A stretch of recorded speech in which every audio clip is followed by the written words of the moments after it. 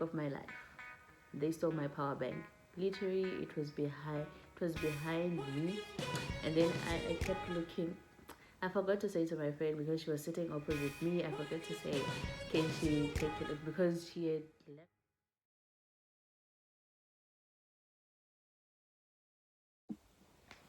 Welcome back to my YouTube channel.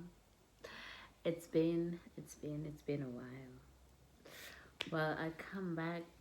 Actually, before that, thank you to everyone that has subscribed, and the channel is slowly growing. But yeah, thank you for the returning subscribers, and welcome to the new subbies. Today I return with a story time from a trip we went to Paris, the most ghetto or expensive trip I've ever been to so far since I've been in Europe, excluding Croatia, because I'm really not sure how much we spent in Croatia, and ours didn't chip nada. Anyways, back to the story. Paris, guys, it is so expensive. It is so expensive. The transport system is so expensive. But anyways, let me take you through to our journey. We had booked flights, so we booked budget flights, guys. Budget flights, because I see everyone has been asking, how do you guys travel? Budget flights. That's the whole gist of how students travel. So booked these flights, but our airport is outside Paris. Not the brightest idea. Not the brightest idea. So now, because the airport is outside Paris, we have to buy bus tickets, and the bus tickets are 32 euros for a return. So you can actually buy a return ticket because it's still the same airport that you're gonna use anyway. So yeah, return tickets was 32 euros. Currency, guys. Euros all the way. So I don't know how much 32 euros is in foreigns, but yeah, that was how much the return ticket was. So now that's where the spending started.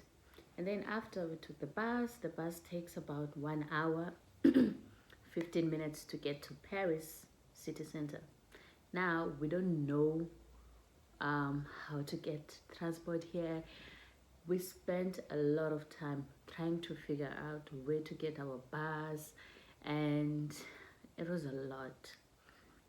And we were in the city center. There was this mall, I forgot the name of the mall. We were in and out, trying to figure out a way. Like, even the directions, it was so terrible. And besides the directions, even there was construction around the city center, so even the construction was not helping, because Google Maps will tell you, yeah, if you have Google Maps, you're good in Europe. So now Google Maps is telling us go this, go left, go right, but there's literally construction happening around, so it's so hard to get around and get the correct direction or correct route.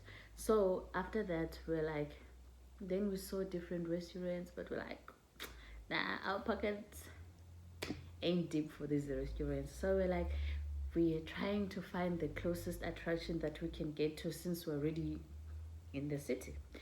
But the first attraction we went to was like this church. It was burnt, but like, nah, this is not gonna work. So because we were hungry and our flight was like at 6:45, and we left my place around, it was even before 5. Yeah, yeah, you'll see on the vlog. So now I'm like, now we're hungry. It's after 12, so nothing's gonna go right until we get food. So now we're trying to find places to get food. We know the restaurants are so expensive though, so they are out, totally out. So we had seen a sign of McDonald's somewhere.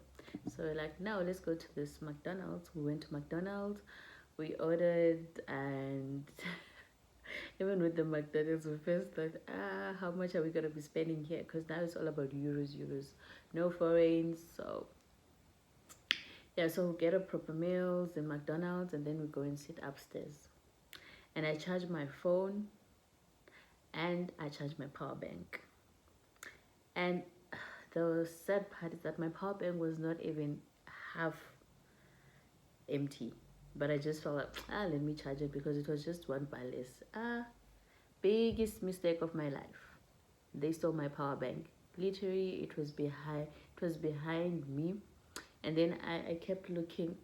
I forgot to say to my friend, because she was sitting opposite me, I forgot to say, can she take it? Because she had left our table, and while I kept looking over my power bank, it was still there. Two clients or customers came actually. One came first, and then they didn't take the power bank. And then another one came, and he was having his meal. And when I looked, it was still there, and then the guy was still there as well, eating. And then we were discussing about the toilet, trying to see if we can go to the bathroom. Did I not turn back like 3 seconds later? There's new people in the table, and the guy that was there is no longer there. And guess what? He took my power bank with him. Bummer. Took my power bank, my charger as well, that I was charging my power bank with. So I was like, I haven't been in Paris for like not even 5 hours, and I'm already a victim of crime. Sad. So after that, I was like, fuck, they took my power bank. And I've heard stories about Paris. I don't want to lie. I've heard stories. I've heard a lot of stories about Paris and pickpocketing and all that and crime. So I was like, I don't know, I have this new thing now of just being able to accept things as they come, like, boom, it's a bummer, it happened. I'm like, there's nothing I can do. So now, I was like, oh, they stole my power bank. I was telling my friend, they stole my power bank, and they took the charger as well. And I was just like, oh, like, yes. And then I was like, when we leaving, I'll just ask in the reception area, maybe someone went to leave it there or whatever. But even I had already accepted that they actually stole it. Like, he literally stole it, because he sat in that table and he knew it was not his. But guess what? He took it. And yeah, when I went there, they speak French, translation. The manager was like, nope, no one came and dropped the power bank. And that was it. Like, it was so casual. I was like, okay. Acceptance stage. And then we left. Now we're trying to get transport to our accommodation. And what we discovered is that in Paris, you actually buy tickets for different zones. If you are buying so we bought the tourist. We said, okay, we will buy the tourist tickets, but we first needed to speak to someone to help us, like, explain to us which is the best ticket for us, because we were here for a number of days, and what is the cheapest ticket that we can get, or what is the best ticket actually that can work for us, so that we can be able to sightsee. Fine. We got an advice, and then they told us to buy the tourist ticket, which we did, and we selected zones. Guess what? With the zones, selected 1, 2, 3. We didn't select 4 and 5, which is fine. And we don't know where our accommodation is, but I was like, it must be in zone 3.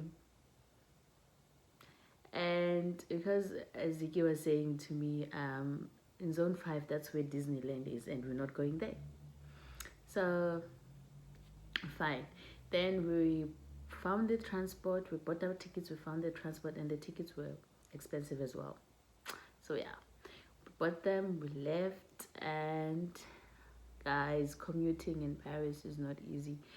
We had to be hopping on and off two different transports, and it was not a nice journey. And we missed our stop by 2 stops. Yes, we missed our exactly. So now by the time we got off, we're in another zone, which was zone 4. And there in Paris, when you are coming in the excuse me, when you are coming into to whatever transport system that you're using, you have to tap in your ticket. And then when you're getting off as well, you have to tap in your ticket. Ah, guys, did we not tap our tickets and they didn't work? Bummer. Yes, we tapped, they didn't work.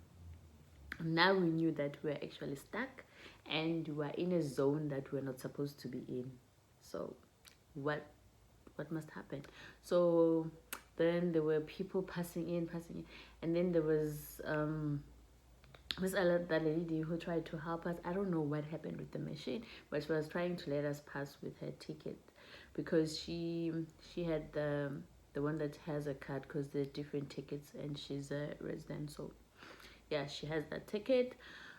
But eventually this guy came. He was with his family, so he just knew that we got lost or whatever, we can get through. So he used his ticket. He used his a pass card, and then but we also had an issue with that. But yeah, nonetheless, that guy was able to help us eventually, and then we all went through.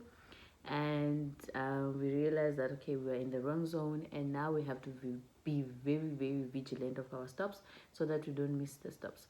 So Ziggy was like, oh, I hope this accommodation is in zone 3. But with me, I was like, it has to be in zone 3. Otherwise, we are screwed. And then I sent an email to the lady at the Airbnb. And yeah, we were communicating. But we eventually found our accommodation. And where our accommodation was situated, it gave me some familiar background. It looked like I was in Quickney, guys. It felt like I was in Quickney in South Africa. The neighborhood. Yeah. So we found our Airbnb and it was also a mission to open our door. But the instructions were there. We found a very sweet landlord whom we never even had a chance to meet. But yeah, we found a very nice landlord and the place was very intimate and very nice. It had everything that we would need, and it even had an air fryer, guys. Our place had an air fryer. And yeah, so now we're like, okay, we came to put our bags and it's mission go. We are going for the attractions. So even in the first day that we arrived, we actually had activities to do. That's when we went to the Eiffel Tower. See in the vlog. That's when we went to the Eiffel Tower and other attractions that we were able to see on that day. And yeah. And also, what is the other thing I've seen in Paris, guys? Paris is so ghetto. Oh, you know those overrated destinations? I feel like it's one of those. Yes, the Eiffel Tower is very beautiful. The attractions are very beautiful, but when you are in the transport, there will be announcements that be careful of pickpocketers, be careful of this, be careful of that. So it's like it's a crime zone. So it made me realize that it's so chilled and so nice living in Budapest, in Hungary, actually, because the transport system in Hungary is top notch. I don't want to lie, it's top notch. It's very easy to commute and it's not expensive, unlike what I experienced in Paris. Maybe for tourists to come, maybe it's expensive, but no, man, foreigners are not expensive. And even if you buy the tourist ticket here in Budapest, it's not so expensive like in Paris. And also the transport is very easy to commute. You are not buying for different zones. No, you're buying for the entire Budapest if you're in Budapest. So your ticket doesn't have a limit, actually. if you have a tourist ticket or you have a student ticket or a regular person, yeah. So your ticket doesn't limit you that no, you can only travel on the Buddha side or on the Pest side. Really appreciate that with Hungary and Budapest. And the other thing, guys, made a lot. Okay, if you want to know how the population of France is like, watch football, because apparently in the movies they don't show Paris, the real Paris, I guess, in the movies. But if you want to see the how the population looks like, watch football, because there are a lot of black people from different African countries, but they speak French. Yes, because you know the people from Congo they can speak French, people from Cameroon they can speak French, and yeah, other African countries they can speak French. So now they have moved to Paris. So yeah, literally there's a lot of black population in Paris, and they were so helpful actually when we met them. One was assisting us in the Eiffel Tower, and others were trying to assist us in the transport, and yeah, and some thought we were locals. How nice is that? They thought we were locals until they spoke to us and we couldn't even say one word of French. A bummer, but yeah, it was actually a nice experience. Mm, also, yeah, guys, it's a good place to visit, but it requires one to be very careful, to be very vigilant, and to guys, to make sure you do proper research about the distance from the airport, whichever airport that you choose. So whichever airport that you choose, you have to check the distance between your accommodation and that airport and the logistics surrounding that airport. Because with the one we were using when we came, found out that the bus actually leaves 3 hours before your flight when you are leaving Paris to the airport, which is another bummer that we got, that the bus leaves 3 hours before the flight. So yeah, logistic wise, one has to do proper research on the logistics and everything. And yeah, you spend quite a lot of money in terms of transport, I don't want to lie. Even the food was expensive. um but yeah, we did one night out. We had pizza and drinks. So yeah, but yeah, it hits hard on the pocket, I don't want to lie. It's really hard, and transport is expensive. There's you have to be vigilant. You don't For us who are actually in Hungary, it feels like, okay, it's not safe because we were so used to being laid back in Hungary, where you can, yes, you can commute at night, it's fine, but you have to be vigilant of your surroundings, pickpocketing, being robbed and everything and all that jazz. And yeah, and but then I don't want to lie, it was very nice to explore, and Paris was actually in my vision board. So now I got to scratch one country or one city out of my vision board. I'm like, Paris, done. um would I actually travel to Paris again? Maybe for one day, not for me to spend days in Paris. No, no, not my cup of tea. But yeah, the attractions were worth seeing, they were worth traveling to. And yeah, I guess one has to plan proper logistics. But yeah, even getting the accommodation, it was kind of expensive, and we also had to buy groceries because eating out was definitely not gonna happen, because we're gonna be broke as bitches just like we are now.